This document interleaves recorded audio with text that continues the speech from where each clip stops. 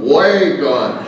I've got 4 adult sons who are grown and gone, and as I like to say every day, that the morgue or the sheriff doesn't call is a good day in the Gallagher household. So that's it. What a nice way to spend a Saturday, and I'm so delighted to spend some time with like-minded Americans. I almost didn't make it.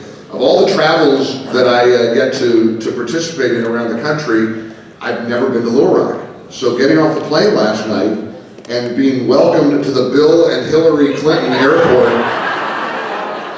I will tell you, I just about got back on the plane and said, can you go back? I mean, are you kidding me? The Bill and Hillary Clinton airport? I mean, you can't only just, the Bill can't, whoops, lost the mic, can't just be the, Clinton's still in the room.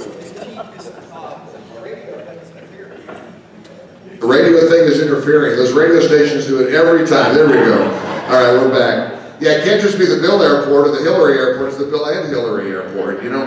But I'm sure there are lots of buildings that are very appropriately named for example, Hillary. I'm thinking maybe a post office or, you know, penitentiary.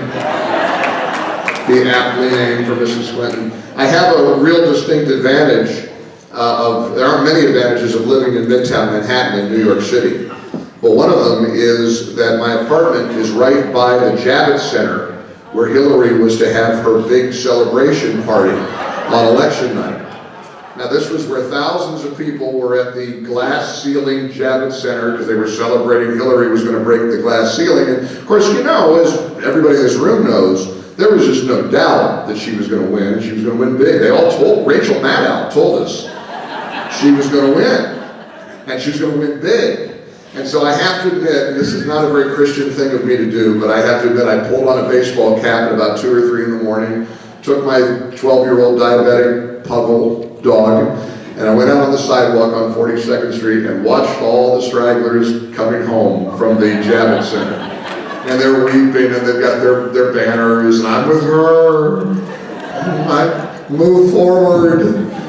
And of course, the inevitable, what happened, which became the title of her book, which I have to say is one of the most gosh-awful titles of a book. I guess it's a statement, it's a question, it's a conundrum, but it is a fact. Donald Trump happened, and a lot of the left can't get over it. A few weeks ago, I was invited to give a speech before a great group like this one, and most of the people were gathered because they were worried about our country, worried about America, worried that we're losing our freedoms and our liberties, and worried about the kind of country that we're leaving our kids. But they weren't dour. They're proud of their country, willing to fight for it, and in this group maybe have a few laughs while doing so. The evening started with the Pledge of Allegiance, as our morning did. After that, a young woman sang, God Bless America. And after that, there was a prayer.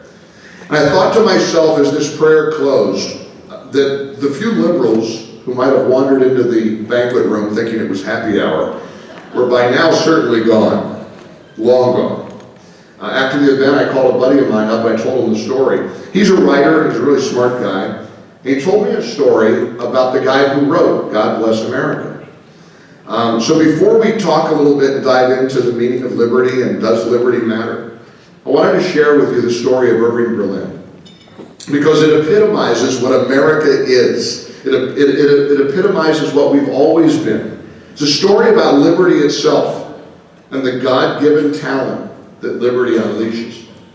Most songwriters never come close to writing one American anthem. Irving Berlin wrote 2, and many other standards that we know and love.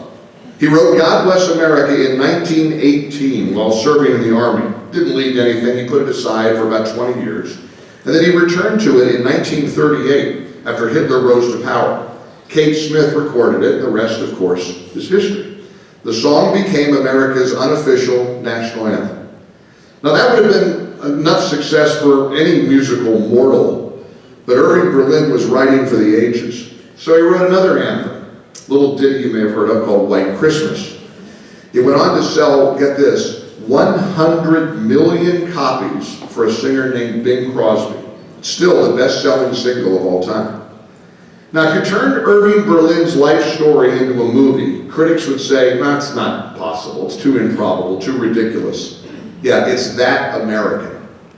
Irving Berlin was born on May 11, 1888, one of 8 children in Imperial Russia. His father was a cantor in a synagogue, which is where Irving got his musical talents. Now, being Jewish in Russia during those times was hard. Anti-Semitism was rampant, and it was ugly, so ugly that Irving Berlin's family was forced to move after his village was destroyed in a violent anti-Semitic purge. His family, like millions before and after, fled religious persecution and came to America, settling in New York City in 1893. Irving Berlin's family didn't come here to change America. They came here to have America change them. And theirs was a family in need of change. According to his biographer, as an adult, Berlin admitted to no memories of his first 5 years in Russia except one. He said, "It was of my father lying on a blanket by the side of the road, watching his house burn to the ground. By daylight, the house was in ashes." But that wasn't the last tragedy to befall Irving Berlin. His early life had more sad stories than the Old Testament, and none worse than the loss of his father when he was 8 years old. With few options available, he took to the streets of New York City to help support his family. Now, to say those streets were tough would be an understatement. A poverty the likes of which poor people in America today probably wouldn't recognize gripped the Lower East Side of New York, the neighborhood where young Irving lived. There wasn't any HUD, no food stamps, no Pell Grants, no government assistance. By the time